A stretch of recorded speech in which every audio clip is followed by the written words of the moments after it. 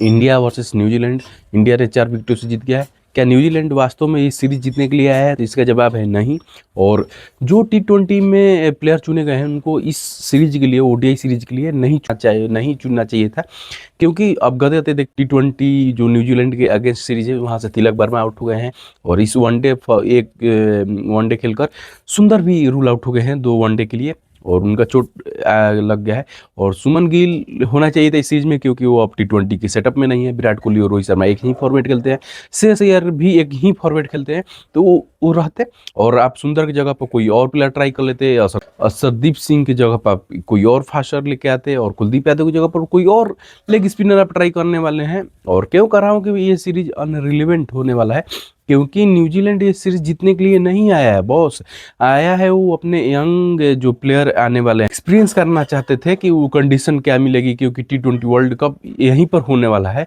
तो आप देखना कि उनकी जो मेन प्लेयर है वो टी20 वर्ल्ड कप के सेटअप में है, यानी कि इंडिया वर्सेस न्यूजीलैंड जो सीरीज होनी है टी20 की, वहाँ वो सेटअप में है रचिन रविंद्रा, मैट हेनरी और मिचेल सेंटनर।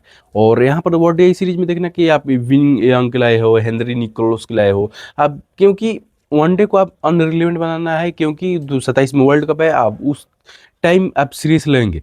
इसके चलते ये सीरीज में जो इंडिया अपना मेन प्लेयर झुक रहा है वो गलत किया है, क्योंकि अब मान के चलो सुंदर ये सीरीज में रूल आउट हो गए हैं, तो आप अगर मान लो खुदा ना खास्ता उनका वर्ल्ड कप चला गया, तो आप उनकी जगह पर कौन सा प्लेयर लेके आने वाले हो? लाइक टू लाइक रिप्लेसमेंट लाओगे ना भाई, बैटिंग कर लो अब ऑफ स्पिनर, तो आपको ट्राई एंड टेस्ट नहीं मिलने वाला है, क्योंकि आप ट्राई एंड टेस्ट भी नहीं किए हो किसी को उनके अलावा। तो इसके चक्कर में आप अनरिलेवेंट सीरीज को लेकर इतना प्रेशराइज हो जा रहे हो, पता नहीं क्यों। और यहाँ पर विराट कोहली का 25वां शतक आते आते ही रह गया है, इनके बारे में आगे बात करने वाले हैं। तो प्लीज़ वीडियो चालू होने से पहले आप मेरे चैनल को सब्सक्राइब करें एंड वीडियो को लाइक करें। और आईपीएल की सभी टीमों को एनालिसिस वीडियो बना दिए, तो आप वहाँ पर जाके भी देख सकते हैं, प्लेलिस्ट आएगा उसमें उनका ही वीडियो है, तो प्लीज़ आप लोग वहाँ पर भी जाके देख सकते हैं। तो शुरू से शुरू करते हैं। और इंडिया टॉस जीता, और सुमन गिल का फर्स्ट टाइम इंडिया कैप्टनसी में पहला बार टॉस जीत गए हैं। और न्यूजीलैंड बैटिंग करने आई, उनकी ओपनिंग शानदार रही रनों के लिहाज से, क्योंकि इतना इम्पैक्टफुल नहीं था, क्योंकि रन रेट इतना भी नहीं था कि इंडिया परेशान हो, विकेट नहीं मिला था उसके चलते इंडिया परेशान थी। और जो उनका कैच भी छूटा हेनरी निकोलस का, कुलदीप यादव को छोड़े थे, इजीली कैच था, इंटरनेशनल लेवल में ये कैच पकड़ा जाना चाहिए था, लेकिन वो नहीं पकड़ पाए, वो ऑफ बैलेंस हो गए। और इंडिया 2023 के बाद लगातार फील्डिंग में डिप हो रहा है उनका, तो ये ऊपर ले जाने की जरूरत थी। ओपनिंग जो पार्टनरशिप लगी थी 117 रन पर निकोलस को आउट करते हैं हर्षित राणा, और सुमन गिल की लगातार अच्छी कैप्टेंसी इस मैच में कर रहे थे। और प्रदीश कृष्णा और सिराज से पहले एक बार फिर लेके आते हैं हर्षित राणा को, और प्रभावित भी करते हैं।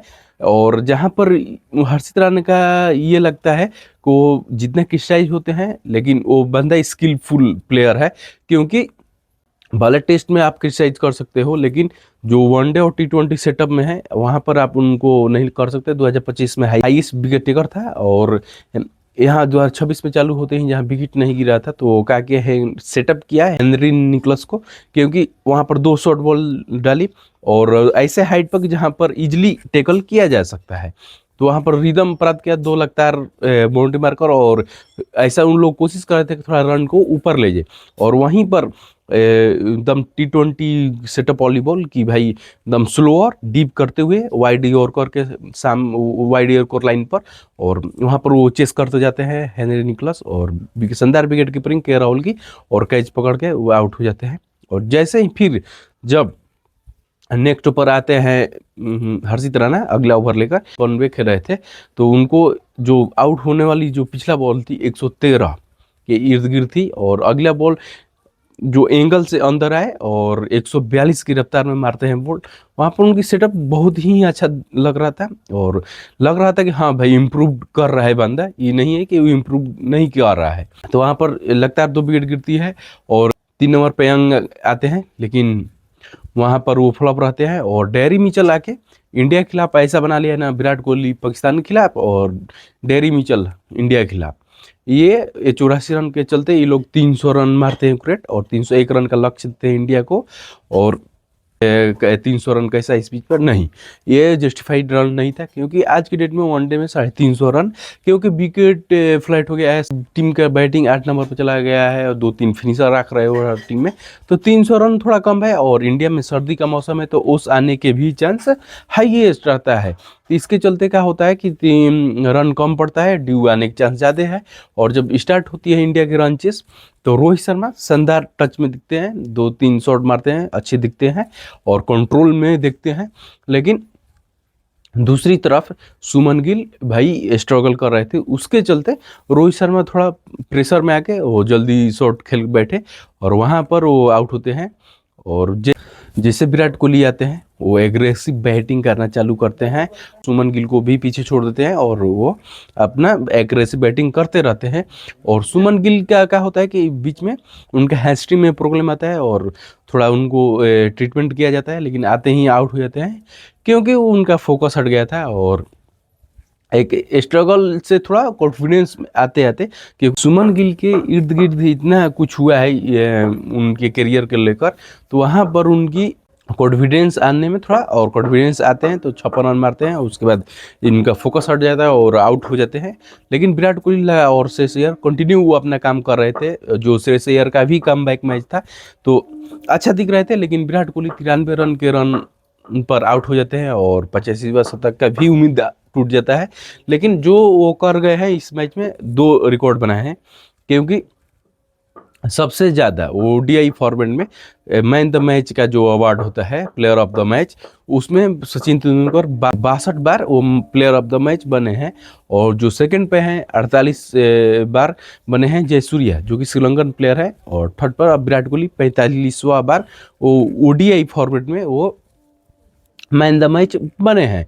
लेकिन एक और ई तो ई हो गया, और दूसरा उनका रिकॉर्ड ये बनाए हैं 93 रन के साथ ही कि 300 प्लस रन चेस सक्सेसफुली जहाँ इंडिया जीती है, तो विराट कोहली ऐसा में 12 इनिंग में 1091 रन मारे हैं, जहाँ पर उनका लगभग एवरेज 121 का है और स्ट्राइक रेट भी है उनका 125 का। तो आप देख सकते हैं कितना एग्रेसिव बैटिंग कर रहे हैं रन चेस में। और दूसरा बात है कि 7 शतक मारे हैं और 2 अर्धशतक, यानी कुल लोखा जोखा किया जाए कि 12 इनिंग में 9 बार वो 50 प्लस पर स्कोर किए हैं। तो उनके लिए अब समझ जाओ कि वर्ल्ड कप 27 तो अब कोई भी डाउट नहीं करना चाहिए, रोहित शर्मा हो या विराट कोहली दम अपनी कंटिन्यू सीरियस लग रहे हैं। और गौतम गंभीर का मास्टर प्लान चल गया कि भाई इतना कर दो, उसका दो कि भाई फॉर्म में ही आ जाए, मजाक कर रहा हूँ। और क्या होता है कि विराट कोहली 93 रन पर आउट होते ही इंडिया 234 रन पर 3 विकेट गिर जाता है। जडेजा आते हैं, वो भी आउट हो जाते हैं और तुरंत 49 रन पर ही श्रेयस अय्यर भी आउट हो जाते हैं, अपना 50 मिस कर जाते हैं। और इंडिया का स्कोर हो जाता है 242 पर 5 विकेट, जहां पर थोड़ा सा प्रेशर फील होने ही लगता है कि हर्षित राणा आते हैं भाई साहब और 29 रन तबड़तोड़ मारते हैं। और एक दूसरा जब आउट होते हैं तो 279 रन इंडिया का स्कोर हो जाता है और के राहुल 29 रन मार के वो भी मैच अपने पक्ष में कर लेते हैं। लेकिन ये सीरीज में आपको नहीं, फास्ट बॉलर की जगह पर प्रदीप कृष्णा खिला लोग T20 में नहीं है और सिराज खिला लोग T20 में नहीं है।